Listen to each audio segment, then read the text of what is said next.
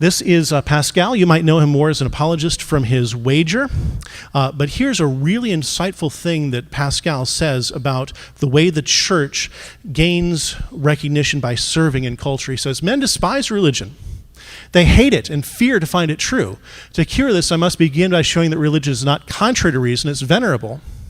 Inspire respect for it, next render it attractive, and make good men wish it were true, and then show that it is true. That's backwards what we usually do. We try to argue someone into Christianity first and then show love. What Pascal says, we need to do the opposite. We need to love and serve.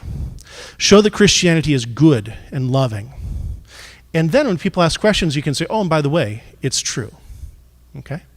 That, I think, is the pattern we see in Jesus and the pattern we see in the early church. So, I want to encourage you as the church. The church needs to, again, be more involved in human care and health care. These are two areas we've highlighted throughout the talk. St. Dionysius of Alexandria showed the church was heavily involved in health care in the early church, in the days of the early church. Gregory the Great showed it was heavily involved in human care. I didn't tell her I was going to do this, but my daughter Abigail is with me here. She's going into 6th, 7th grade.